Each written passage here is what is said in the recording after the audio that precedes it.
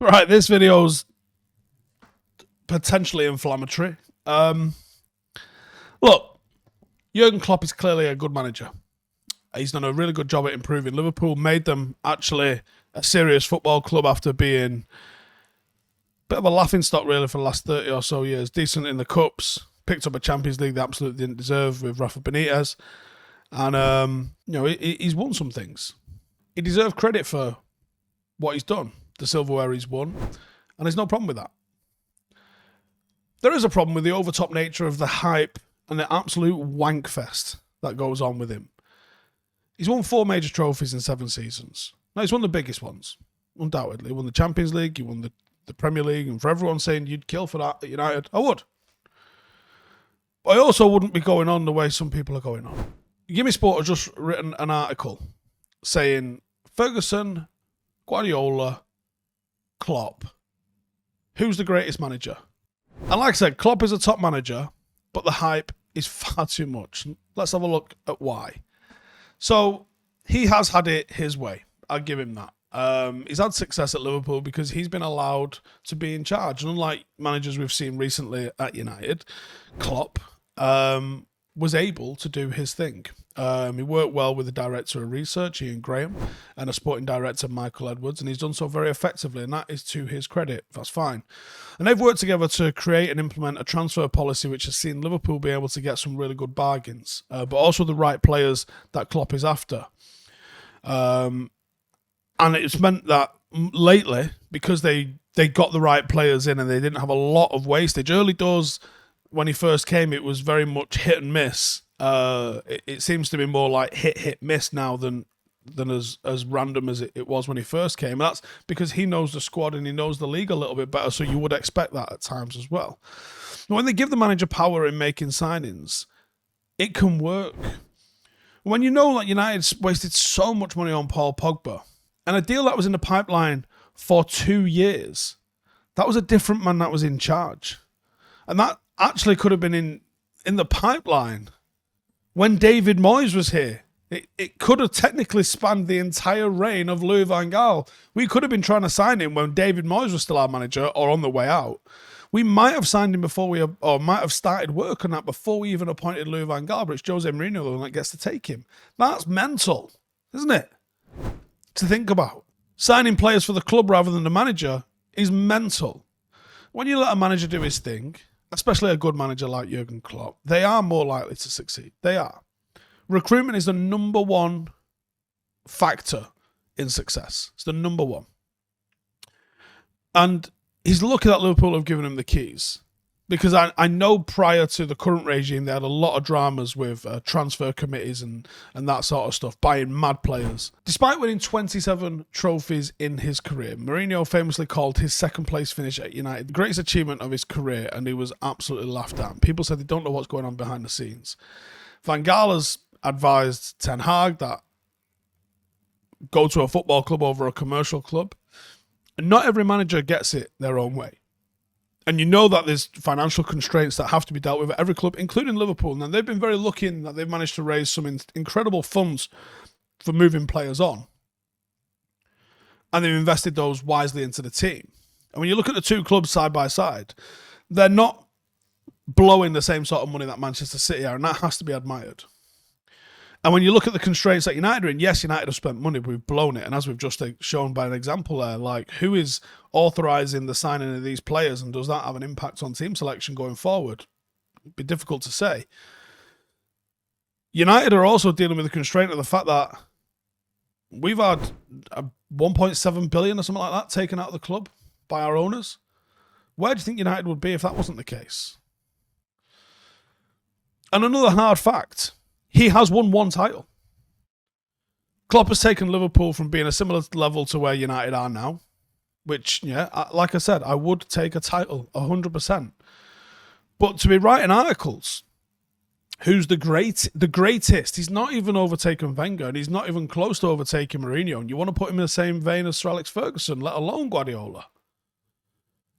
He's not retained a single one. One title and the Arsenal double of 1993 and a Champions League. I mean, given the time he was here, Roberto Di Matteo's tenure at Chelsea looks at least on par. People are going way over the top. Who's the greatest? Ferguson, Guardiola, Klopp? I mean, it didn't end well here at United, but how are you not talking about Jose Mourinho in that? How are you not talking about Carlo Ancelotti in that? How are you not talking about Johan Cruyff in that? Because it's not Premier League, it's greatest football manager ever, by the way. Where's Brian Clough's name in this? Klopp is the top manager, but the greatest of all time? Are you fucking kidding me? He's not even the greatest Premier League history. It was a disaster when United used to finish second under Sir Alex Ferguson. And Klopp gets Manager of the Year for finishing second. If you're in contention as the greatest manager of all time, the expectation is higher than second. Surely. He's competing with a club with unlimited money. Granted. But if you're saying you're the greatest manager of all time, I expect you to not finish second. And although nothing like City, Klopp has spent money. Van Dijk, Alisson, Keita are three of the most expensive Premier League transfers of all time. It's just a little bit of balance here. I think Liverpool had 5 players in the Team of the Year and Manager of the Year at the same time. You didn't win it. Premier League Manager of the Year. The guy that didn't win it, well done. And no one really speaks about is that in the biggest of big games, his finals pretty fucking shocking. He's played in 4 Champions League finals, he's lost 3. Some of the current managers, we're talking about greats here. Me, Ancelotti is in the conversation for that in a big way. He's won 10 out of 12. Mourinho won 8 out of 11 domestic finals, as well as 5 European finals that he's been in. All 5. Zidane won all 5 of the finals he's in. How the fuck are you talking about Jurgen Klopp in this sort of way? Yep, he's pushed Pep all the way. He's not been able to pip Pep to the title. But he can't be considered one of the greats by coming second. 4 wins out of 11 isn't enough. Liverpool have all but been crowned European champions this season, but they lost. They did not win that game. Even though if you listen to BT's coverage of it, you might have been forgiven for thinking Liverpool did win that. Liverpool played in 3 finals this season, 2 of which went to extra time. They scored 0 goals. Greatest manager of all time. The media bias is sickening, in all honesty. I don't remember it being... I remember it being a lot more neutral when United were good.